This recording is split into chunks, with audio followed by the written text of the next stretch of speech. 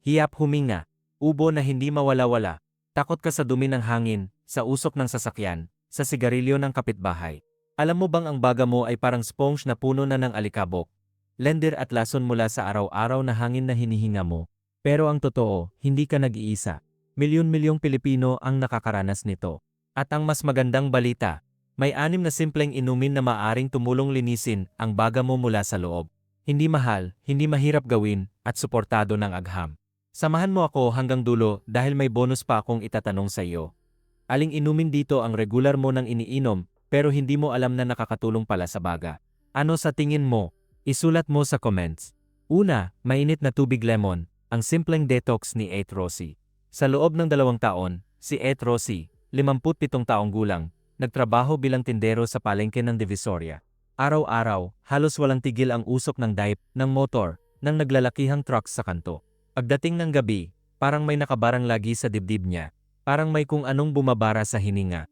Isang hapon, may kapitbahay na nagpayo.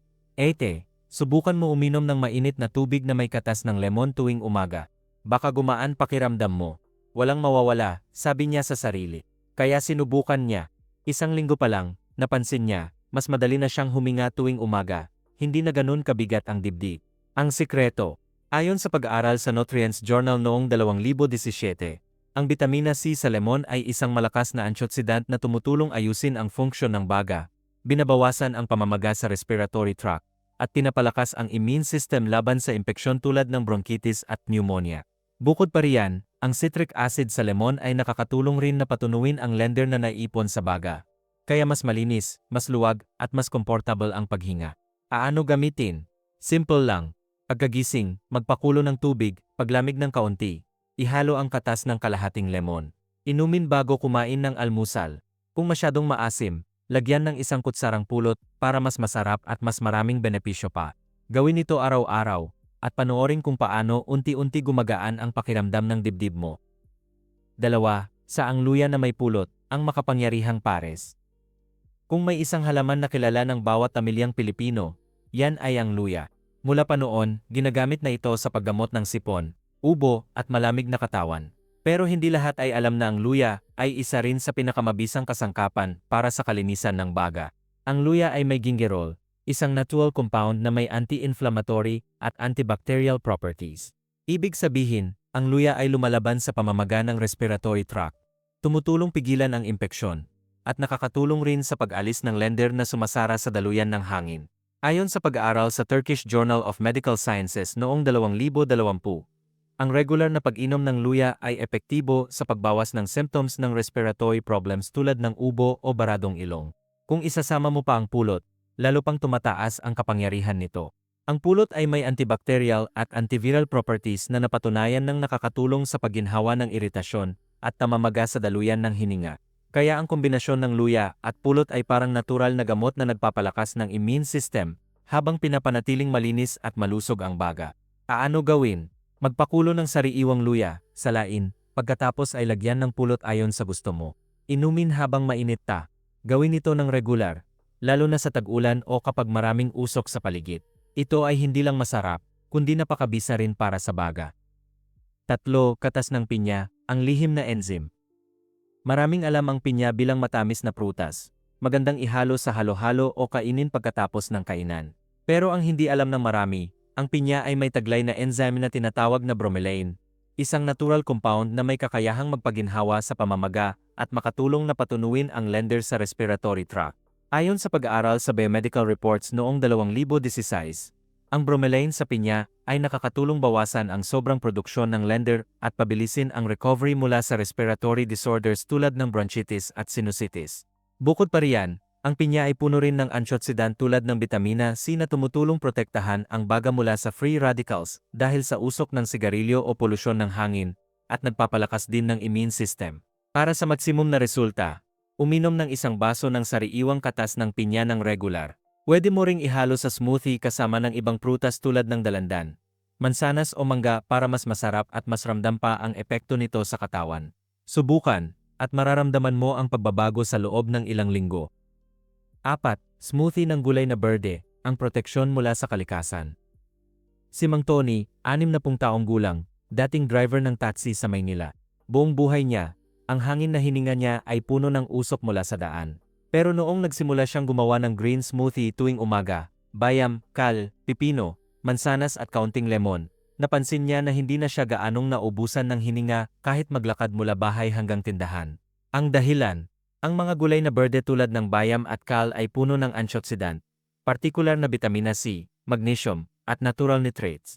Ayon sa pag-aaral sa European Respiratory Journal noong 2021, ang mga sangkap na ito ay napatunayan ng nagpapabuti sa funksyon ng baga sa pamamagitan ng pagpapaganda ng blood circulation, pagtaas ng lung capacity, at pagbawas ng inflammation sa respiratory airways. Pwede kang gumawa ng sariwang katas mula sa bayam, kal, pipino, berdeng mansanas at lemon. Inumin ng regular tuwing umaga o tanghali para suportahan ang kalusugan ng baga mo sa maximum level. Hindi lang ito malusog, masarap din lalo na kung malamig at sariwa. Ito ay isang simpleng pag-adjust sa lifestyle na may malaking epekto sa pangmatagalang kalusugan. 5. Saan ang licorice o acarmanis, ang lumang lunas na bago ulit? Ang licorice o acarmanis ay matagal nang ginagamit sa tradisyonal na medisina para sa kalusugan ng baga. Ang kandungan na glycyrrhizin sa loob nito ay may epektong anti-inflammatory at natural expectorant. Ibig sabihin, tumutulong ito bawasan ang pamamaga habang pinapatunaw ang sobrang lender sa respiratory tract.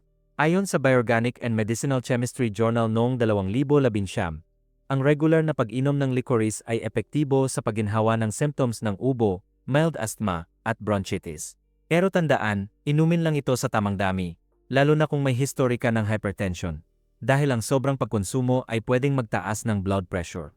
Uminom ng mainit na tsaan ng licorice na may kaunting pulot o lemon ng regular para suportahan ang kalinisan ng baga, habang pinapabuti rin ang kabuuang kalusugan ng respiratory system. Ang lasa nito ay medyo matamis at kakaiba, pero sa loob ng ilang araw, magsisimula kang makaramdam ng pagbabago, mas madaling huminga, mas konting ubo, at mas komportable ang pakiramdam ng dibdib. 6. Katas ng bawang na may gulay, ang detox na hindi mo inaasahan.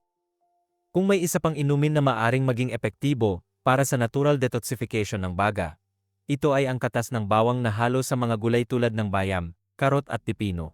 Ang bawang ay may alisin, isang compound na ayon sa Avicenna Journal of Phytomedicine noong 2020, ay may antibacterial, antiviral, at anti-inflammatory properties na tumutulong bawasan ang pamamaga sa respiratory tract at protektahan ang baga mula sa impeksyon. Ang bayam at karot na mataas sa antioxidant at magnesium ay tumutulong din ayusin ang tissue ng baga na nasira dahil sa polusyon o usok ng sigarilyo. Ang regular na pag-inom ng katas na ito ay nakakatulong linisin ang baga ng natural habang pinapalakas din ang immune system mo. Paano gawin? I-blend ang bawang kasama ng bayam, karot, pipino at kaunting katas ng lemon. Lagyan ng pulot para mas masarap. Inumin ng regular para mapanatiling malinis at malusog ang baga mo. Medyo malakas ang lasa ng bawang, pero kung iniisip mo ang benepisyo sa kalusugan, sulit na sulit. 6 na inumin lang, tubig lemon, saang luya, katas ng pinya, smoothie ng berdeng gulay, saan ng licorice, at katas ng bawang. Simple, makikita mo lang sa palengke, at maaari mong gawin sa bahay. Pero ang kapangyarihan nila sa paglilinis ng baga mo ay tunay na nakakagulat. Bukod sa pag-inom ng mga ito, iwasan din ang sigarilyo, usok, at polusyon. Mag-exercise ng regular para tumaas ang lung capacity at gumanda ang blood circulation. At kung may seryosong sakit ka sa baga o respiratory problem, kumonsulta muna sa doktor bago subukan ang natural remedies na ito. Aling inumin dito ang susubukan mo ngayong linggo. Maraming salamat at sana maalala mong ang baga mo ay deserving ng iyong pansin at pag-aalaga.